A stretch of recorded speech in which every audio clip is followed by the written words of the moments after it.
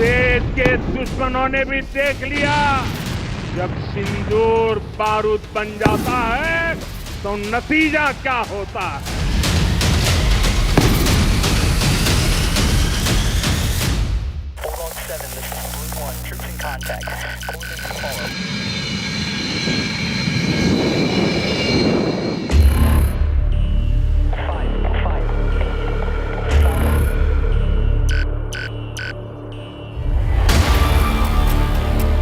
आधी रात के बाद 2:30 बजे 10 मई 2025 इस्लामाबाद में पाकिस्तान के प्रधानमंत्री शहबाज शरीफ के घर की खामोशी को एक फोन कॉल तोड़ देती है। लाइन पर हैं पाकिस्तान के आर्मी चीफ आसिम मुनीर। उनकी आवाज में दहशत और बेचैनी है। जनाब, चकलाला पर हमला हुआ है।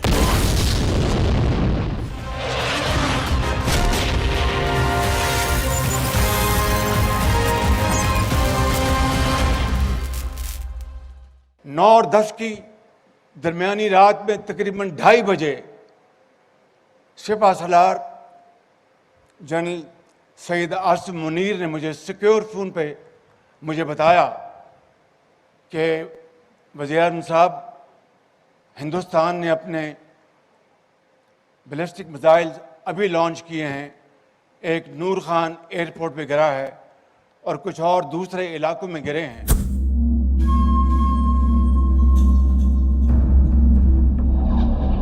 नूर खान एयरबेस पाकिस्तान का सबसे अहम एयरबेस चल रहा था।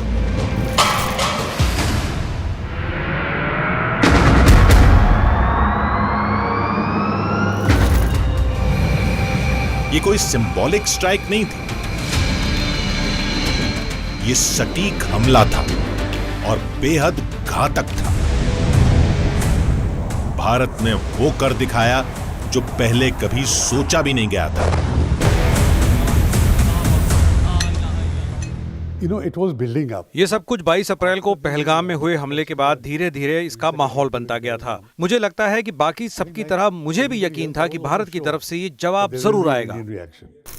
But the symbolic nature. नूर खान और फिर सरगोदा पर हमला प्रतीकात्मक रूप से बहुत अहम था। बाकी ठिकाने तो सामान्य ऑपरेशनल बेस थे, लेकिन ये दो ठिकाने रणनीतिक तौर पर रावलपिंडी के पास होने की वजह से बहुत मायने रखते हैं। In terms of proximity to Rawalpindi, that the bases have been struck with such precision and इन ठिकानों को इतनी सटीकता और बड़े स्तर पर पूरे पाकिस्तान में अलग अलग जगहों पर और रणनीतिक रूप में अहम ठिकानों को निशाना बनाकर मारा गया, जो एक गेम चेंजर था। that is what was game changing. Noor Khan airbase Pakistan के वीआईपी ट्रांसपोर्ट प्लेन, खुफिया एसेट्स और स्पेशल एयर यूनिट्स का ठिकाना। दशकों तक ये जगह परमाणु ठिकाने की आड़ में सुरक्षित थी, लेकिन ऑपरेशन सिंदूर ने इस सोच को पूरी तरह बदल दिया। जो शुरुआत में आतंकियों के अड्डों पर हमले से शुरू हुआ, वो इस एक्शन से सीधा रावलपिंडी के लिए एक कड़ा संदेश बन चुका था। हम दशकों से न्यूज़ की एंकरिंग कर रहे हैं, पहले भी जंग और तनाव कवर कर चुके हैं, लेकिन हमने ऐसा पहले कभी नहीं देखा। जैसे न्यूक्लियर पॉलिसी को नए सिरे से लिखा जा रहा था। एक देश को जो आतंक का पनाहगाह है, उसे खुलकर चेतावनी दी जा रही थी। हम इतिहास को अपनी आंखों के सामने बनते हुए देख रहे थे। ये 1971 के बाद पहली बार हुआ था। पाकिस्तान की एयर पावर पूरी तरह से बर्बाद हो चुकी थी। एयर डिफेंस की कमजोरी बेनकाब हो चुकी थी। इसने पूरी दुनिया को चौंका दिया। अब दुनिया को यह समझना होगा कि आतंकवाद की कोई भी वारदात अब युद्ध मानी जाएगी और उसका कड़ा जवाब मिलेगा। अब यही नया नियम है। पश्चिम को यह बात और ज्यादा गंभीरता से समझनी होगी, क्योंकि अब तक पाकिस्तान को हथियार देते रहे हैं और अब चीन भी दे रहा है। अगर दुनिया वाकई आतंकवाद को लेकर गंभीर है तो उन्हें इसके केंद्र यानी पाकिस्तान पर ध्यान देना होगा और कड़ी कार्रवाई भी करनी होगी। दुनिया की सबसे ताकतवर सेनाओं में से एक 11 अलग अलग जगहों पर एक साथ हमला कर पाना और फिर हर जगह सफलता पाना, ये पहले कभी नहीं हुआ था। जब एक साथ 11 एयरफील्ड्स पर हमला हुआ तो वो ये पल था जब पूरा सैन्य और राजनीतिक ढांचा हिल गया होगा। It has never happened before. 9 मई की रात जैसे जैसे बीत रही थी, 10 मई की सुबह कुछ ऐसा लेकर आई जिसकी पाकिस्तान में सेना की रणनीति बनाने वालों ने कल्पना भी नहीं की थी। भारत की एयरफोर्स बिना रुके पूरी ताकत से दोबारा हमला कर चुकी थी और इस बार पहले से भी कहीं ज्यादा घातक हमला था। I think when the strikes went on to the 11 airfields at the same time, that was one time their entire political military structure would have actually crumbled. They tried. उन्होंने पूरी कोशिश की लेकिन हमारी तरफ कोई बड़ा नुकसान नहीं हुआ। इससे साबित होता है कि हमारी डिफेंस कितनी मजबूत है और हम कितनी अच्छी तरह से जवाब दे पाए। Integrated in our overall capability to defend. पहली स्ट्राइक ने नूर खान एयरबेस को निशाना बनाया था, लेकिन बात यहीं खत्म नहीं हुई। कुछ ही घंटों में पाकिस्तान के सबसे अहम मिलिट्री ठिकाने एक एक कर टारगेट किए गए। मुरीद, रफीकी, सरगोधा, ये वो एयरबेस हैं जिन्होंने 1971 के बाद कभी जंग नहीं देखी थी और ये ताबड़तोड़ सटीक बमबारी का निशाना बन रहे थे। जैसे समय के साथ एक अनकहा समझौता हुआ था कि इन हवाई अड्डों को नहीं छेड़ा जाएगा, लेकिन अब वो अनकहा समझौता धूल में मिल चुका था।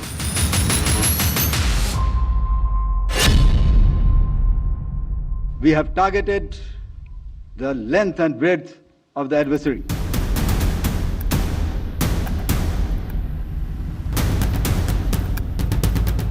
We will not submit to nuclear blackmail anymore, and that we will not make a distinction. अब हम परमाणु धमकी से नहीं डरेंगे और हम आतंकवादी और उसे समर्थन देने वालों में फर्क नहीं करेंगे। अगर कोई हमला होता है तो हम मानेंगे कि वो पाकिस्तान सरकार या उनके समर्थन से हुआ है। ये भारत की नई नीति है जिसे दुनिया को समझना होगा, क्योंकि हमने जमीन पर ये करके दिखा दिया है। जहां तक इस नए सिद्धांत की बात है तो ये हमारे तरफ से एक बहुत संयमित कार्रवाई थी। अगर हम पूरी तरह से युद्ध के लिए तैयार होते तो जो हमले हमने 10 तारीख को किया वो हम 8 तारीख को भी कर सकते थे। इस्लामाबाद में चिंता अब डर में बदल चुकी थी। थके हारे प्रधानमंत्री शहबाज शरीफ सुबह 4 बजे एक आपातकालीन सुरक्षा बैठक में पहुंचे। एक के बाद एक रिपोर्ट्स आती गई। पाकिस्तान के एयरबेस लगातार निशाना बनाए जा रहे थे। करीब दर्जन भर ठिकानों पर बहुत ही प्लानिंग से हमले हुए थे।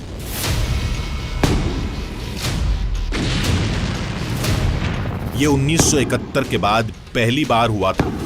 पाकिस्तान की एयर पावर पूरी तरह से बर्बाद हो चुकी थी। एयर डिफेंस की कमजोरी बेनकाब हो चुकी थी। आसिम मुनीर ने वो स्वीकार किया जिसे अब छिपाया नहीं जा सकता था। ये कोई छोटा मोटा झगड़ा नहीं था, ये भारत की नई मुहिम थी। संदेश साफ था, छेड़ोगे तो सिर्फ छोड़ेंगे नहीं बल्कि कहीं का नहीं छोड़ेंगे। थरथरा रहे पाकिस्तान की हवाई सीमाएं अब उसकी रक्षा नहीं कर पा रही थी।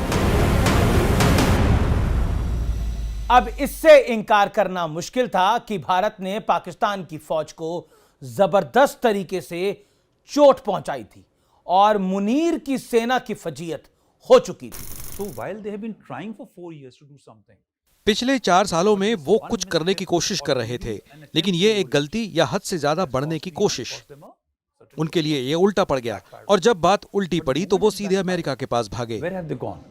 They went running to Uncle Sam. And though this is as clear as second. अब ये एकदम साफ संकेत है कि अगर उन्होंने अगली बार ऐसी कोई हरकत की तो नतीजे और भी बुरे होंगे। उन्हें पीछे हटना ही होगा, लेकिन लगता नहीं कि वो ऐसा करेंगे। From the brink. I don't think so they will. 7 मई आधी रात के बाद 1 बजे ऑपरेशन सिंदूर शुरू होता है। भारतीय जेट ने पाकिस्तानी रडार को चकमा दिया और पीओके के साथ साथ पाकिस्तान के अंदर 9 आतंकी अड्डों पर सटीक हमले को अंजाम दिया।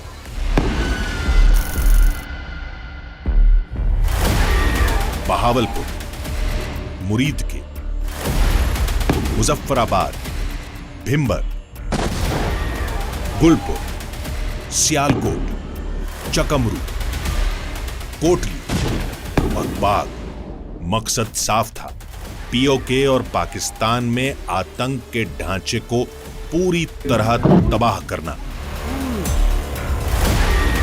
पहलगाम अटैक के बाद 2 हफ्तों तक हम इसी पल का इंतजार कर रहे थे। हमने रातों रात कंटिंजेंसी टीमें तैनात कर दी थी जो लगातार अलर्ट पर थी, और उन्होंने सबसे पहले ब्रेकिंग न्यूज दी। इस बार की स्ट्राइक बिल्कुल सोची समझी थी। जो हुआ वो किसी ने नहीं सोचा था। बालाकोट के समय प्रूफ की जो बहस हुई थी, इस बार कोई शक की गुंजाइश ही नहीं थी। कुछ ही मिनटों में हमें बहावलपुर में जैश ए मोहम्मद के ठिकानों पर हुए हमले की पहली तस्वीरें मिल गईं, और यही वो पल था जिसने उस रात को इतिहास बना दिया। सिर्फ 40 मिनट के अंदर आतंकवादियों के कई लॉन्च पैड के साथ ही जैश और लश्कर के हेडक्वार्टर तबाह कर दिए गए। लेकिन यह सिर्फ पहलगाम के जवाब में बदले की कार्रवाई नहीं थी, यह भारत की सैन्य नीति में एक बड़ा बदलाव था। बालाकोट के समय सिर्फ एक आतंकी ठिकाने को निशाना बनाया गया था, लेकिन इस बार पीओके से पाकिस्तान तक आतंकियों के अहम ठिकानों को तबाह कर दिया गया था। यह कहीं ज्यादा ताकतवर हमला था और उतना ही खतरनाक। 100 से ज्यादा आतंकियों का खात्मा किया गया, जिसमें जैश, लश्कर और हिजबुल मुजाहिदीन के टॉप कमांडर शामिल थे। उन्होंने तब तक इंतजार किया जब तक उनके ड्रोन और लैट्रिन म्यूजिशियंस ने हमला शुरू नहीं किया। शुरुआत में हमने सिर्फ सीमा के पास उनके रडार को निशाना बनाया था। फिर दूसरी रात को और हमले हुए, कुछ और एयर डिफेंस रडार टारगेट किए गए, और फिर जब बाकी एयरफील्ड पर हमला हुआ तब जाकर असली जवाब दिया गया। ये दिखाता है कि हमने कितना संयम बरता। लोग ये नहीं समझते कि इतनी बड़ी कार्रवाई में तनाव को काबू में रखना कितना मुश्किल होता है। जो कंट्रोल हमारे नेताओं और सेना ने दिखाया वो वाकई हैरान करने वाला है, और मैंने खुद वॉर गेम में इसे कई बार देखा है। भारत की रणनीतिक और सैन्य ताकत अब दुनिया के सामने खुलकर सामने आ चुकी थी। ऑपरेशन सिंदूर को एक नया रूप मिला जब प्रेस कॉन्फ्रेंस में 3 नाम सामने आए। Colonel Sofiya Qureshi, wing commander Vyomika Singh और विदेश सचिव विक्रम मिस्री। भारत ने दुनिया को बताया कि पाकिस्तान में आतंक के दिल पर वार किया है। सबूत दुनिया के सामने।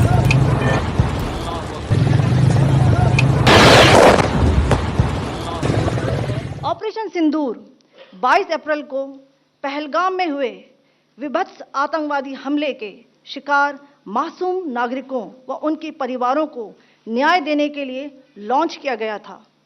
इस कार्रवाई में 9 टेररिस्ट कैंप्स को टारगेट किया गया और पूरी तरह से इसे बर्बाद किया गया। 22 अप्रैल 2025, पहलगाम, जो अपनी खूबसूरती के लिए जाना जाता है,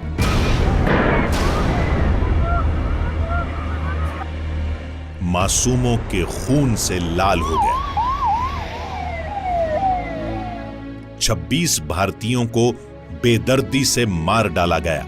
उन्हें सिर्फ भारतीय होने के लिए नहीं, बल्कि उनके धर्म के लिए निशाना बनाया गया। यह हमला नहीं था, यह नफरत का एक पैगाम था, और दिल्ली ने वो नफरती पैगाम सुन लिया था। हम जो दिल्ली में सत्ता के गलियारों में खबरों पर नजर रखते हैं, हमें तुरंत समझ में आ गया कि यह हमला अलग हटकर है। यह हमला उस वक्त हुआ जब अमेरिकी उपराष्ट्रपति जे.डी. वेंस भारत के दौरे पर थे। इससे पहले भी कई बार अमेरिकी डेलीगेशन जब भारत के दौरे पर थे तब आतंकी वारदात हुई है, लेकिन इस बार जो पूरा का पूरा वाकया था वह अलग दिख रहा था। हमें पता था कि मौजूदा सरकार ऐसे संकटों पर कैसे रिएक्ट करती है, और हमें यह भी यकीन था कि पीएम मोदी रियाद से लौटने की प्लानिंग शुरू कर चुके होंगे। प्रधानमंत्री नरेंद्र मोदी कुछ ही घंटों में सऊदी अरब से भारत लौट आए। सुबह तक साउथ ब्लॉक में कैबिनेट कमेटी ऑन सिक्योरिटी यानी सीसीएस की बैठक शुरू हो चुकी थी। जो फैसले आमतौर पर बंद कमरों में फुसफुसाकर लिए जाते हैं, वो खुलकर सामने थे। गृह मंत्री अमित शाह को पहले वाले दिन ही श्रीनगर और पहलगाम भेज दिया गया। भारत सिर्फ शोक नहीं मना रहा था, भारत एक्शन में था। 7 मई को जो कार्रवाई हुई उसने इस्लामाबाद को हिलाकर रख दिया। एलओसी पर कुछ ही घंटों में भारी हलचल शुरू हो गई थी।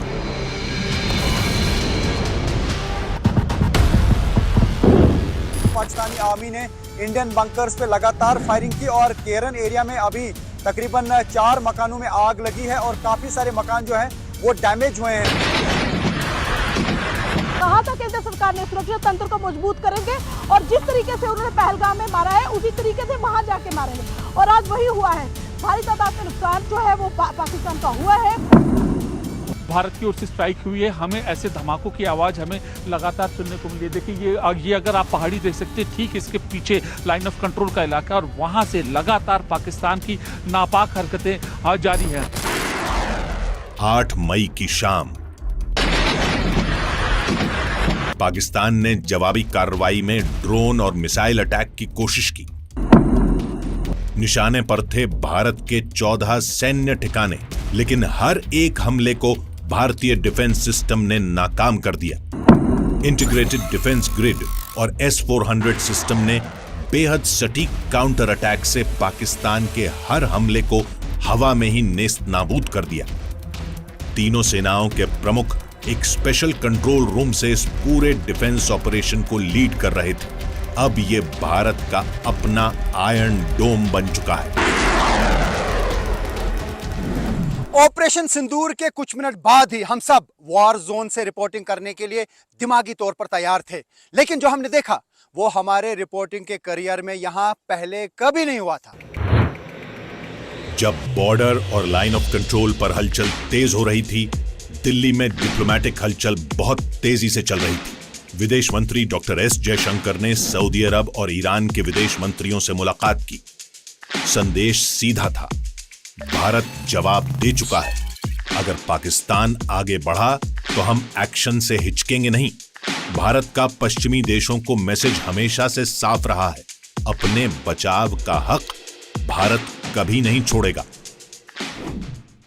India gave a firm, resolute and measured response by destroying the relevant terror centers and launch pads. India's right to defend its people against acts of terror has also been recognized by countries across the world. इसके ठीक उलट पाकिस्तान की diplomacy पूरी तरह से नाकाम रही। उनके मंत्रियों ने वेस्टर्न मीडिया में जाकर और ज्यादा शर्मिंदगी झेली।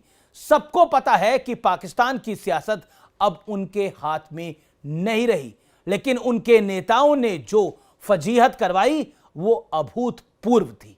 कुछ बयान तो ऐसे हैं जिन्हें सुनकर होश उड़ जाए। You do admit, sir, that Pakistan has had a long history of backing and supporting and training and funding these terrorist organizations.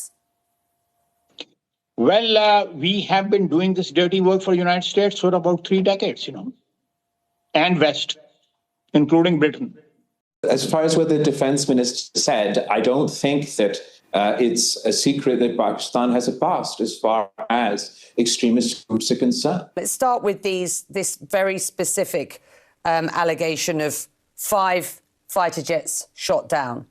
Where's the evidence for that, sir? It's all over the social media, on Indian social media, not on our social media. The debris of these jets fell into Indian occupied Kashmir. 9 मई को पाकिस्तान ने हमले और तेज कर दिए। सब लोग अपनी दुकानों की, अपने घरों की, अपनी गाड़ियों की लाइटें बंद कर दें। उत्तर में लेह से लेकर दक्षिण में सरक्रीक तक 300 से 400 ड्रोन लॉन्च किए गए। भारत के एयर डिफेंस सिस्टम ने आसमान को आतिशबाजी से भर दिया। तुर्की से आए ड्रोन देखे गए और तुरंत इंटरसेप्ट कर लिए गए। जवाबी कार्रवाई में भारत ने हेरोप लॉइटरिंग ड्रोन तैनात किए, जो पाकिस्तान की सीमा के अंदर जाकर उनके कंट्रोल पोस्ट को तबाह कर रहे थे। अब तक ये साफ हो चुका था कि ये लंबा चलेगा। नए भारत ने इससे पहले ऐसे टीवी पर लाइव युद्ध नहीं देखा था। हर घंटे के साथ ये साफ हो रहा था कि भारतीय सेना न सिर्फ पाकिस्तान के हमलों को रोक रही है, बल्कि जिस पैमाने पर जवाबी हमले हो रहे हैं उससे पाकिस्तान जल्दी घुटनों पर आ जाएगा। It is only after that strike that our hit has taken. उस हमले के बाद भारत ने जवाब में 9 ठिकानों पर हमले किए, जैसे कि सरगोधा, चकलाला, जैकबाबाद, बोलारी। ये सब अहम टारगेट थे। सिर्फ एयर डिफेंस सिस्टम ही नहीं बल्कि जमीन पर खड़ी अहम चीजें भी टारगेट की गई। हैंगर, F-16 शेल्टर, रनवे, हर चीज पर हमला हुआ। Targeting their F-16 shelters, targeting their launch capability in terms of runways. 10 मई सुबह 3 बजे अब कोई रुकावट नहीं बची थी। इंडियन एयरफोर्स के फाइटर जेट्स ने पाकिस्तान के और भी एयरबेस मुरीद, रफीकी और सरगोधा पर हमला कर दिया। रावलपिंडी अब पूरी तरह तबाह हो चुका था। दशकों में पहली बार पाकिस्तान के अहम एयरबेस ऐसे खतरे को देख रहे थे। पाकिस्तानी फौज में डर फैल गया। धमाका देखिए कितना जबरदस्त हुआ है। आप उसके साइज और स्केल से बता सकते हैं कि ये धमाका किसी बड़े हथियार का इस्तेमाल करने से हुआ है। श्री साहब जो विदेश सचिव हैं, उन्होंने प्रेस कॉन्फ्रेंस की और सेना की तरफ से कर्नल सोफिया कुरैशी और एयरफोर्स की तरफ से विंग कमांडर व्योमिका सिंह ने बताया किस तरह से ऑपरेशन सिंदूर को अंजाम दिया गया।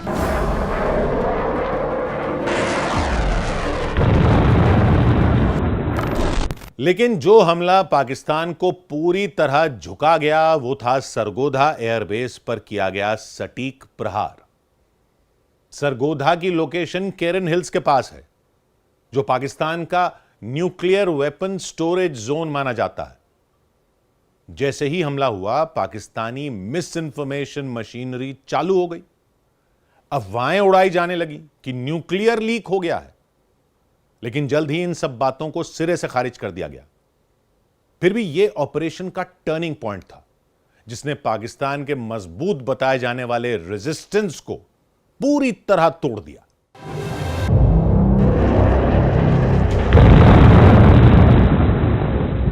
The Sargodha thing which happened is, look at the layers. You had the Chinese layer to observe. You had all the Sargodha में जो हुआ उसमें देखिए कितनी परतें थीं। चीन की निगरानी थी, निजी सैटेलाइट इमेजरी थी, कई एशियाई सिस्टम्स जानकारी भेज रहे थे, यहाँ तक कि वहाँ कुछ अमेरिकी संसाधन भी थे जो पहले से आगाह करने के लिए लगाए गए थे। also to forewarn. पाकिस्तान के डीजीएमओ ने रिक्वेस्ट की, बात शुरू की, वो आगे बढ़े और उसके बाद ये फैसला लिया गया कि चलिए सीज फायर किया जाएगा। जब भारत ने पाकिस्तान के 11 एयरबेस को बर्बाद कर दिया तो रावलपिंडी में बैठा वो शख्स जिसे पाकिस्तान की सुरक्षा का जिम्मा मिला था, एक बंकर में छिपा हुआ था। उसके करीबी अफसर उसे बता रहे थे कि उसकी फौज कितनी शर्मिंदगी झेल रही है। कई सैनिक मारे जा चुके थे, एयर डिफेंस सिस्टम बर्बाद हो चुका था, फौज का हौसला मिट्टी में मिल चुका था। आखिरकार उसने झिझकते हुए सफेद झंडा लहराया। पाकिस्तान के डीजीएमओ ने सीज फायर के लिए कॉल किया। भारत का मिशन पूरा हुआ, पाकिस्तान ने हार मान ली। हमारी कवरेज का ये सबसे बड़ा पल था। हमारे सिक्योरिटी एडिटर मनोज गुप्ता इस ऑपरेशन की कवरेज को देख रहे थे और वही सबसे पहले ये जानकारी लेकर आए कि पाकिस्तान ने भारत की हॉटलाइन पर कॉल करके सीज फायर की मांग की है। इस्लामाबाद गिड़गिड़ा रहा था, पाकिस्तान की हार सामने आ चुकी थी। जब नई दिल्ली में इसकी औपचारिक घोषणा करने की तैयारी चल रही थी, उसी बीच अपने अति उत्साह के लिए जाने जाने वाले अमेरिका के राष्ट्रपति डोनाल्ड ट्रंप ने सोशल मीडिया पर पोस्ट की और सीज फायर कराने का दावा करने लगे।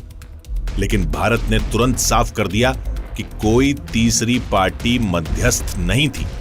पाकिस्तान ने सीज फायर की मांग की और कहा कि हम फायर नहीं करेंगे, तो भारत ने भी कहा कि अगर उधर से हमला नहीं होगा तो इधर से भी नहीं होगा। Military operations of Pakistan called the Director General of Military Operations of India at 15:35 hours earlier this afternoon. Pakistan की मिलिट्री ऑपरेशंस के डायरेक्टर जनरल ने भारत के डीजीएमओ को दोपहर 3:35 पर फोन किया और दोनों पक्षों ने जमीन, हवा और समंदर में सभी सैन्य कार्रवाई को शाम 5 बजे से रोकने पर सहमति जता दी। From 1700 hours Indian Standard Time today. Instructions have been given on both sides to give effect to this understanding. The Directors General of Military Operations will talk again on the 12th of May at 1200 hours.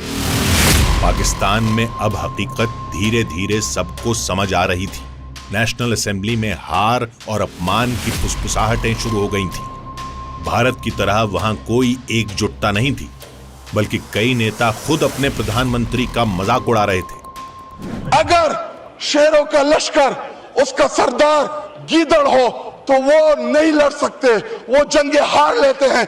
वजीर आजम, जब आपका leader बुज़दिल हो, वो मोदी का नाम ना ले सके, उसको आप क्या पैगाम दे रहे बॉर्डर पे लड़ने वाले उस जवान को? हमारी कमी है, हम मजबूर हैं, हम गुनाहगार हैं, लेकिन रब्बे काबा हम तेरे हबीब की उम्मती है। खुदा का वास्ता हमसे रहम का भला फरमा।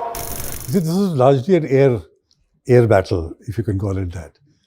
So if they think they have done well, ये ज्यादातर हवाई जंग थी। अगर वो समझते हैं कि उन्होंने अच्छा किया तो जिस व्यक्ति को प्रमोट होना चाहिए था वो तो एयर चीफ था, लेकिन मुनीर को हार के बाद फील्ड मार्शल बना दिया गया ताकि घरेलू जनता के सामने हार को छुपाया जा सके। the loss, the decisive military loss that Pakistan suffered is to cover up for the domestic audience. Operation Sindoor ने पाकिस्तान की मिस इन्फॉर्मेशन फैक्ट्री को भी पूरी तरह बेनकाब कर दिया। भारत ने सैटेलाइट इमेजेस, बरामद हथियारों और लॉजिकल एविडेंस के जरिए पूरी दुनिया को दिखाया कि सच्चाई क्या है। जनरल मुनीर के साथियों के पास अब बस तुक्के मारने के अलावा कुछ नहीं बचा था।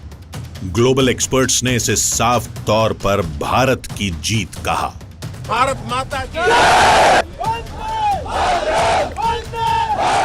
Operation Sindoor was partially successful in regards of destroying the terror infrastructure, but highly successful. Operation ने पाकिस्तान के बुनियादी ढांचे को तबाह कर दिया और उसे इतनी बुरी तरह कमजोर कर दिया कि वो अब पारंपरिक भारतीय हमलों से खुद को बचा भी नहीं सकता और न ही पलटवार करने की ताकत रखता है। उनके पास अब सिवाय सीज़फायर मांगने के और कोई चारा ही नहीं बचा था।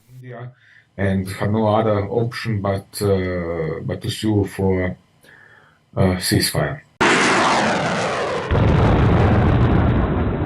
पूरे ऑपरेशन का सबसे बड़ा संदेश ये था, भारत अब सिर्फ डिफेंस नहीं करता, भारत अब खुद डिफेंस टेक्नोलॉजी भी बना रहा है। आकाश तीर भारत का स्वदेशी एयर डिफेंस सिस्टम आत्मनिर्भरता और अजय एयर डिफेंस का प्रतीक बन चुका है। आकाश तीर को अलग बनाती है इसकी तकनीक, जिसने इसे एक साथ कई हवाई हमलों से निपटने में सक्षम बनाया। दुनिया के गिने चुने सिस्टम ही ऐसा कर पाते हैं। भारत ने एक सीधा और सख्त बयान दिया। अब बर्दाश्त करने का दौर खत्म हो चुका है। भारत के आम लोगों पर हमले हुए, धार्मिक जगहों को टारगेट किया गया, ड्रोन वॉरफेयर को हथियार बनाया गया। अब से भारत के एक्शन का नया नियम होगा। सर्जिकल स्ट्राइक और एयर स्ट्राइक के बाद अब ऑपरेशन सिंदूर आतंक के खिलाफ भारत की नीति है। ऑपरेशन सिंदूर ने आतंक के खिलाफ लड़ाई में एक नई लकीर खींच दी है, एक नया पैमाना, न्यू नॉर्मल तय कर दिया है। पहला, भारत पर आतंकी हमला हुआ तो मुंह तोड़ जवाब दिया जाएगा। दूसरा, कोई भी न्यूक्लियर ब्लैकमेल भारत नहीं सहेगा। तीसरा, हम आतंक की सरपरस्त सरकार और आतंक के आकाओं को अलग अलग नहीं देखेंगे। ऑपरेशन सिंदूर को अभी सिर्फ रोका गया है, ये खत्म नहीं हुआ। उन 88 घंटों में जो एक्शन हुआ उसका असर दशकों तक रहेगा। भारत ने पूरा समीकरण बदल दिया है। सटीक हमले, तेज एक्शन, मजबूत कूटनीति। पाकिस्तान का डिनायल प्लान अब बिखर चुका है। अब एक नए चैप्टर की शुरुआत हो चुकी है, जहां आतंक बर्दाश्त नहीं किया जाएगा, करारा जवाब मिलेगा और किसी भी उकसावे की कीमत अब पहले से ज्यादा चुकानी पड़ेगी। आज देश निराशा के अंधकार से निकलकर विश्वास के उजाले में तिरंगा फहरा रहा है। 22 तारीख के हमले के जवाब में हमने 22 मिनट में आतंकियों के 9 सबसे बड़े ठिकाने तबाह कर दिए। दुनिया ने और देश के दुश्मनों ने भी देख लिया, जब सिंदूर बारूद बन जाता है तो नतीजा क्या होता है।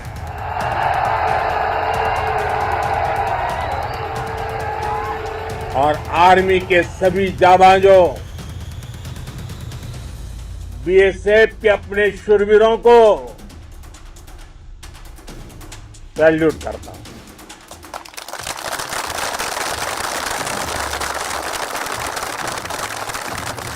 आपके पराक्रम की वजह से